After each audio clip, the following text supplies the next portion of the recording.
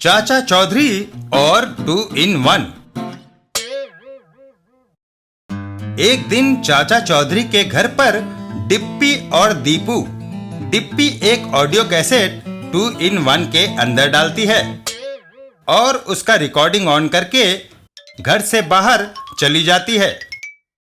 घर के बाहर, डिप्पी तुमने 2 in 1 में कैसेट क्यों डाला? जब चाचा और चाची की नोकझोंक होगी तो वह टेप में रिकॉर्ड हो जाएगी, उसे सुनने में बड़ा मजा आएगा। तभी चाचा चौधरी के घर के बाहर धोबी अपना गधा लेके आ जाता है। कल्लू धोबी का गधा चाचा चौधरी के घर के आगे क्यों रख रहा है? वह इस तरह से लोगों को सूचित करता है कि जिसने कपड़े धुलाई के लिए देने हैं दे दे, मगर सब गुड़ गोबर हो गया। ये आवाजें टेप में रिकॉर्ड हो गई होंगी। तभी उन्हें चाचा चौधरी आते दिखाई देते हैं। चाचा जी तो बाहर से लौट कर आ रहे हैं। मैंने आपके कमरे में 2 in 1 ऑन करके रखा है, उसमें गधे का रैकना रिकॉर्ड हो रहा है। जाकर टेप को स्टॉप करना चाहिए। चाचा चौधरी दौड़े दौड़े घर के अंदर जाते हैं और कैसेट निकाल लेते हैं। मैंने कैसेट निकाल लिया है। Pop star Mukul Jaikishan. Pop star के पड़ोसी, रुक्मणी एस्प्रिन की गोली दो, पड़ोसी के गाने से सर में दर्द होने लगा है। जयकिशन साहब, आपका गाना रिकॉर्ड हो गया, यह रहा टेप। म्यूजिक कंपनी के डायरेक्टर ने इसे जल्दी मांगा था। मैं खुद जाकर इसे डायरेक्टर को दे आऊं। रास्ते में चाचा चौधरी का घर रास्ते में पड़ा है। उनका आशीर्वाद लिए बगैर मैं कैसे जा सकता हूं? दंडवत प्रणाम करते समय हाथ खाली होने चाहिए। अपना टेप मेज पर रख देता हूं। चाचा चौधरी और पॉप स्टार मुकुल जयकिशन। चाचा जी प्रणाम। जीते रहो, तुम्हारे कैसेट्स खूब धूम मचाएं। मुकुल जयकिशन अपना टेप लेकर वहां से चला जाता है। गजब हो गया चाचा जी, वह फूल से अपना कैसेट यहाँ छोड़ गया और हमारा ले गया। म्यूजिक कंपनी, डायरेक्टर साहब लीजिए मेरा नया कैसेट। चलता हूं, एक जगह स्टेज शो है। बाके लो, मुकुल जयकिशन का टेप बजाओ। टेप ऑन करते ही ओह, इसे बर्दाश्त करना मुश्किल है। जयकिशन गलत नहीं हो सकता, यह पॉप म्यूजिक की कोई नई धुन होगी।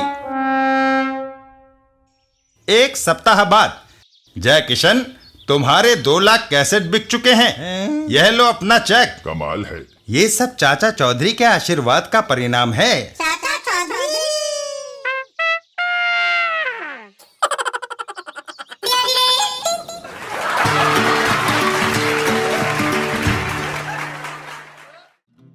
बिल्लू और किस्मत लेखक की। एक दिन बिल्लू एक लेखक के घर पर। चाचा जान, आपने ये नॉवल अच्छा लिखा है। क्या फायदा बिल्लू, शहर भर के पब्लिशरों के चक्कर काट लिए, कोई छापने को राजी नहीं हुआ। मैं एक पब्लिशर सज्जन को जानता हूँ, शायद वहां काम बन जाए। तुम कहते हो तो चलते हैं। और वो दोनों पब्लिशिंग हाउस की तरफ चल पड़ते हैं। Publishing company. क्या तुम्हारे नावल में डकैती या सस्पेंस है? नहीं। जासूसी षड्यंत्र? नहीं। हत्या अपराध? नहीं। भूत प्रेत? नहीं। मेरी राय मानो, इसे 2 रुपए किलो में अब्दुल कबाड़ी को बेचाओ। लेकिन सर, एक बार आप इसे पढ़ तो लें। अच्छा, रख जाओ। सर, ऐसे घटिया नावल छापना अपनी कंपनी की पॉलिसी नहीं है। कल अपने आप आकर पांडुलिपि ले जाएगा। ऑफिस बंद होने पर रात हो गई है, मैं घर चलता हूँ, दुकान बंद कर देना। पब्लिशिंग कंपनी का मालिक घर वापस आ जाता है। भगवान, तुम्हें पता है मुझे नींद ना आने की बीमारी है। मेरी नींद की गोलियां कहाँ हैं? वे खत्म हो गई है। अच्छा हुआ वह पांडुलिपि मैं साथ ले आया। वो नॉवल पढ़ना नींद लाने में कारगर सिद्ध हुए हैं। और वो नॉवल को पढ़ने लगता है। आधी रात को दरवाजे पर खटखट होती है। आधी रात को ये कौन दरवाजा पीटे जा रहा है? दरवाजा खोलने पर, पब्लिशर साहब, ये लो 10,000 का चेक और कॉन्ट्रैक्ट पर दस्तखत करो। नावल ने मेरी रही सही नींद भी उड़ा दी। मैं उसे छापूंगा। पर दिन तो होने देते। कल कहीं कोई दूसरा पब्लिशर राइट्स ले जाता तो। एक नींद की गोली भी निकालो।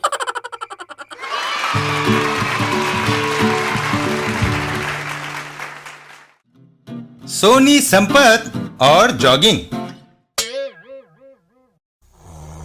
एक दिन सुबह सुबह। संपत उठो, सवेरा हो गया।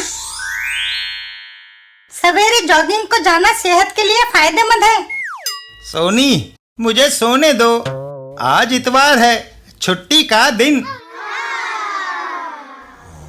मम्मी, पापा फिर से सो गए। इली, मैं उन्हें उठाती हूँ। सोनी संपत को उठाकर जूते पहनाती है। जूते पहनो, पापा अभी नींद में है। तीनों बाहर की ओर चल देते हैं। चलो। रास्ते में पापा बहुत पीछे रह गए हैं। उनकी नींद भगाने का यह एक इलाज है। सोनी हाथ में पानी लेकर संपत के मुंह पर मारती है। ओहो! और संपत उनके साथ चलने लगता है। इली, तुम्हारे पापा फिर पीछे छूट गए। मम्मी, पापा को दौड़ाने का तरीका मुझे आता है। इली एक कुत्ता ले आती है और संपत सरपट दौड़ पड़ता है। थोड़ी देर बाद पापा दिखाई नहीं दे रहे। उन्हें उस पार्क में जाते देखा था, उधर चले। पार्क में